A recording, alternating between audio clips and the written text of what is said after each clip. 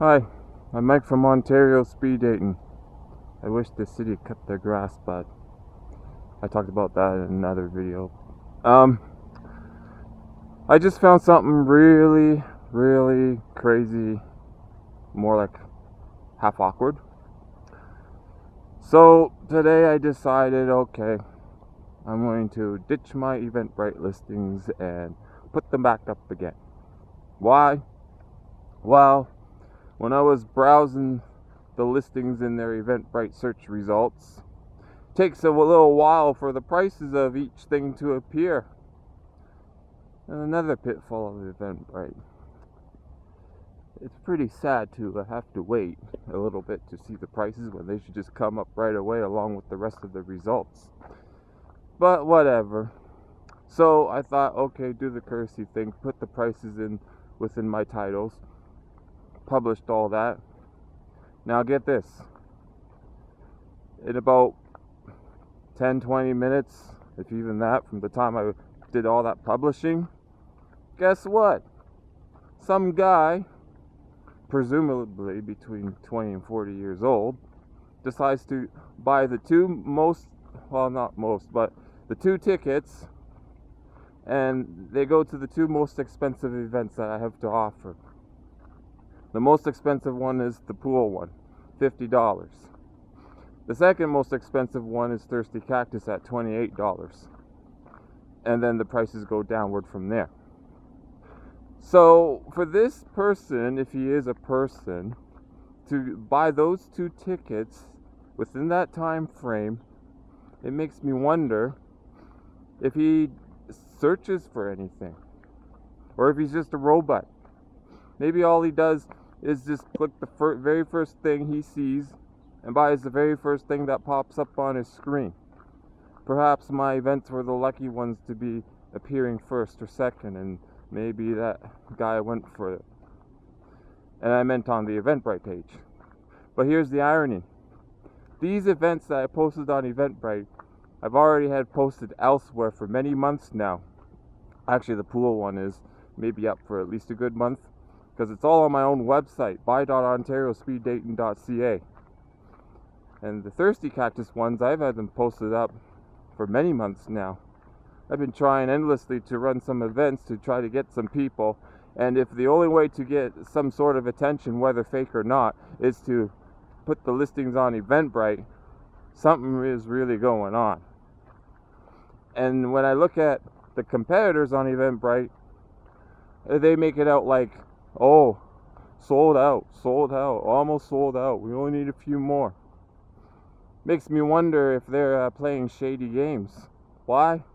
Because there's this movement that started in January 2025 called the No Buy movement, and research tells me that this is the movement where if people go into it, they have to spend like literally nothing in the whole year on entertainment and all that kind of stuff. The only things they would be spending their money on are critical things like food, drink to keep them alive, that sort of thing. So probably some people will perceive my events as non-essential, but it would be essential if you're single and you want somebody to marry and you have a hard time finding somebody in your life that would be compatible with you. So better think about that. So that's what I want to put out there today, that yes, Eventbrite is getting very, very strange, especially even with when they have a whole bunch of negative reviews posted online, including on Better Business Bureau. It makes me wonder what people are actually thinking. Are they into this no buy movement? Are they into overspending? What are the people into? Because I've even watched a few videos recently how people are saying that they're overspending, spending beyond the credit limit, let's just say. That might be allowed. I try not to get over mine, but I mean, in this day and age with Trump tariffs and all that, it's possible everybody's going to be maxed out on their credit cards, if not higher. So, the point of this video is just buy from the organizer's website if you're going to buy event tickets, because Eventbrite is actually a third-party website, and while they think they own some things, they are a third party, and all they do is they process payments to most organizers out there, and some organizers rely on them because they don't have an alternate payment processing system. So that's what Eventbrite is. They're a payment processor for events, basically, and they're also a little marketplace. So just don't confuse yourself on that.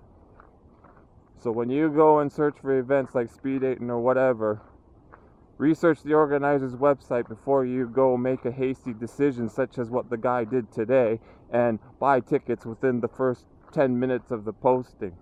You need to read stuff, you need to understand the content, and you need to know your rights, and you need to exercise them. If you don't look at your rights, if you don't look at your values, and you just go slam your money on the first thing you see, you're going to be screwed. And you know the first sign you'd be screwed? By using your credit card so excessively that let's say next month at the very earliest. Next month you're going to get a whole bunch of calls from creditors. Pay up, because you've spent your money so much on expensive events. It's time to start thinking, people. And just for reference, I also am adding a link to this video to a message from the Toronto Police Service, because even they also want to help you, and they even want to tell you don't be falling for scams. And they even say in their own words, buy directly from the venue box. Well, they mean the box office, aka the venue.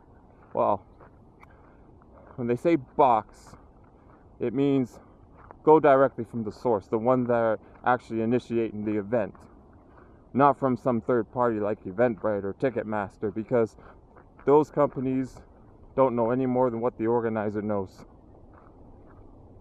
That's all I have for today. Bye bye.